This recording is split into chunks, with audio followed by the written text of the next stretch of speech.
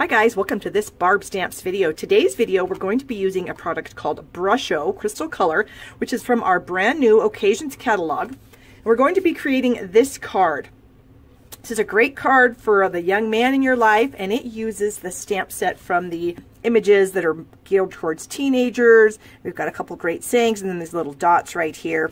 And Celebration runs through the end of March, and how Celebration works is that in merchandise you can choose something out of this catalog. There are, I believe, 13 different items in here that you can choose from. They're all amazing, and you're going to want them all.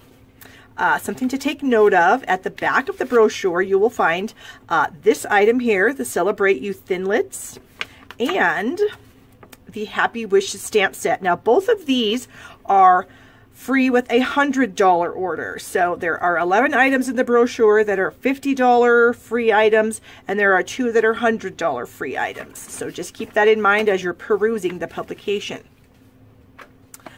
The Brusho is a very cool new product. It comes in this cute little box. There are 5 colors. We've got the Brilliant Red, the Moss Green, the Yellow, the Prussian Blue, and the Gamboge, I believe is how you pronounce it. It's an orange color.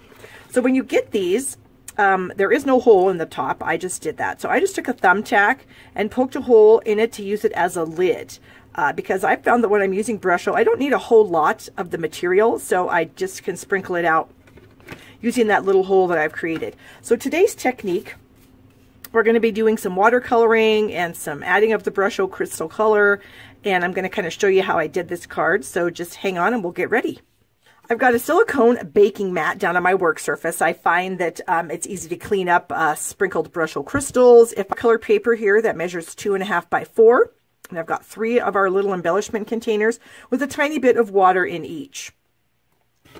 So I'm going to take 3 of my colors. I'm going to take the yellow, and I'm just going to sprinkle.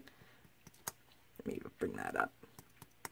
I'm just kind of tapping on the container to get the color into the dish. And then I'm going to swirl that around because I want it to be fairly deep. So that looks really like a really nice yellow that I'm looking for. Set that aside. I also need the moss green. Again, I'll just take out my thumbtack. And I'll just tap, tap, tap, tap, tap, tap, tap. Swirl, swirl, swirl until I get the color that I'm looking for.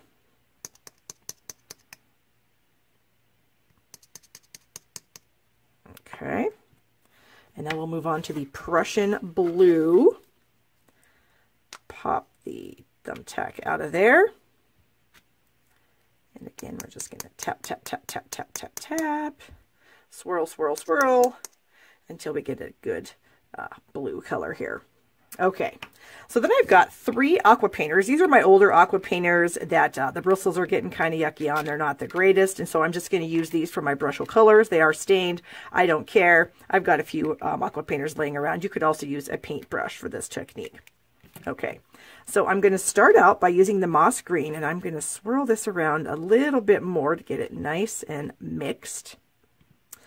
And let's tap some off. And then I'm just going to kind of color the center section. So I'm just going to kind of block off a square per se. And then I'm going to scribble outside so it kind of looks a little jagged, a little random on the outside there. Get that nice and watery. Okay. Now I'm going to switch out, and I'm going to go with the yellow again, swirling the container to make sure it's all nice and mixed up. And then we're going to come up here and we're going to do this top section. Just adding a little bit more of the yellow. Again, kind of scribbling it out to the sides. And it's going to end up blending with my green, and that's fine. I just don't want it to do it just yet.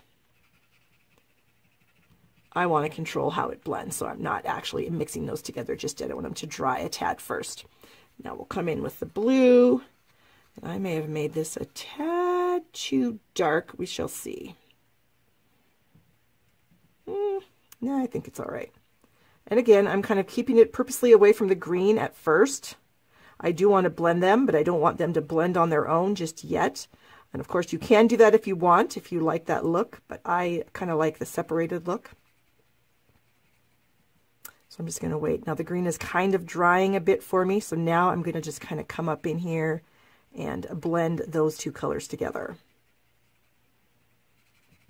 Okay, now we're going to go back to the yellow, and now we're going to go ahead and bring the yellow down into the green so that they blend together a little bit. I think I'm going to add a little bit more up here. Okay, so I've got that all nice and covered. So that is getting to the point where I like the way it looks. So I'm just going to go ahead and take a paper towel, and I'm just going to lightly dab some of the water off.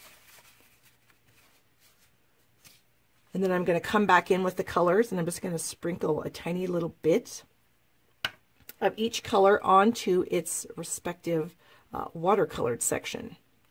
We've got the green, we've got the yellow, and the blue. Okay. And then I want the colors to kind of pool around and flow a little bit. So I've got a Stampin' Spritzer here, and it's just filled with water, nothing fancy. And I'm just going to spritz my paper now. See how those colors start to bleed out? And so now I'm going to tap them gently with my paper towel and get some of that color off, but yet leave some, because I do like the splatter effect that that gives. Okay? And that's pretty much all there is to that for the moment. And then you would just set this piece aside and you would allow it to dry.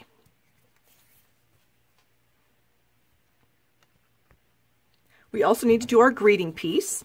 And so I've already stamped the Your Awesome greeting on that. And I'm going to kind of, super easy to clean up this stuff. So I've got the greeting stamped on there with our archival black stamp pad. This is the pad that you want to use when you're using watercolor paper. So I've stamped my greeting, and now I'm just going to kind of cover it with the yellow. Oops. And then I've got a little tray of paper towels here that I can use to clean off my brush if it gets any of the other colors on there. Okay, now we're just going to kind of lightly tap off some of the water, add a little bit more, and we're going to do the same thing. We're going to add a little bit of sprinkles of the different colors. And then we're going to spritz it. Oops, didn't get that tapped out very well. And I'm going to spritz this also with my water. And you can see again how the color starts to run and bleed, and I'm just going to kind of tap it off so that it's not quite so dark. I do want a little more yellow up here, so I can just add some. Spritz it again, and you can see how it's just kind of pooling out of there, and we'll just kind of tap off some of that water. And then we're going to set this aside and allow this to dry. And now I'm going to clean up my mess, and I'll be right back. Okay, the watercoloring mess is cleaned up, and we're ready to assemble the card. Again, here's the card we're going to make. And I have been doing some swaps with these, so I've got a few different, you can see, okay? It just depends on the consistency, you know, how much water you add, how much color you add. They're all going to be a little bit different. Even though they're all basically the same, they're all a little bit different. So you'll never get the same look twice, which is very cool. So all of your designs will be originals. So I went ahead and used our basic black, again, our archival pad, with the guitar image from the Epic Celebration stamp set here. So I just inked up the guitar after my piece was dry, stamped it onto the watercolor paper over all the fabulous color, and then here's a few of the greetings that I had. Again, like I said, they're all different, they're all fun. So I originally started with a 2.5 by 4 inch piece of watercolor paper. So then I cut my black piece to 2 3/4 by 4 inches. I've also die cut this little gem. And it comes out of the Lots to Love box framelits dies. You can see that one right here. It's a great banner. It coordinates with this stamp set. I've got a banner here. And then here that you can give some gifts in. So I just grabbed a banner die out of that, ran it through the Big Shot, and then stamped my greeting and colored it like you saw me. I also did one in black, and I'm just going to kind of trim this in half because I wanted to add. So by adding the black, this greeting will pop a little bit off the card. So I'm just adding a little bit of glue along that bottom edge.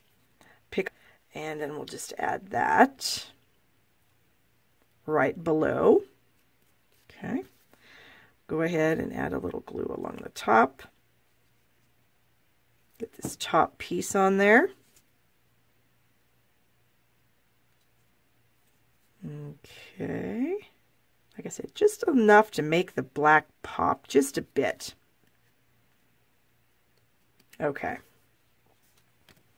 Then our next layer is a 4 1/4 by 4 1/4 piece of old olive, and I ran this through our ruffled 3D textured embossing folder. Can you see all that awesome texture that those 3D folders put into this paper? I just love this thing, and it just works for so many different things. I actually use this to make snow on a Christmas card, so it's great. So I think I like this side better than this side, at least for this project. So I'm going to add my adhesive back here. Okay.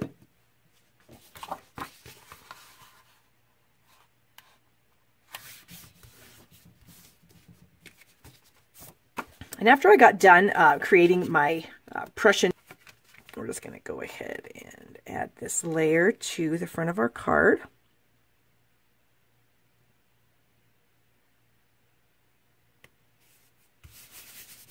Okay, press that down. Get a nice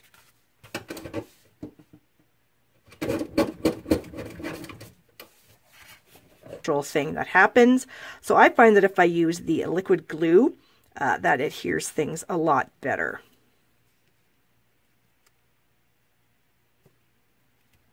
Okay, press that down. And I'll flip it over and really rub it to give it a nice. Okay, then on our greeting, we're going to add a couple of, actually we're going to add a few because we've got 3. A couple is 2, a few is 3 or more, right? Okay, peel the backings off. And then we're just going to add the greeting right below the guitar here, like so. And you know, that's great just like it is, but it just needs a little something. So in our mini treat bag framelits dies, there is a strip die of stars. So like I said, I am doing some swaps.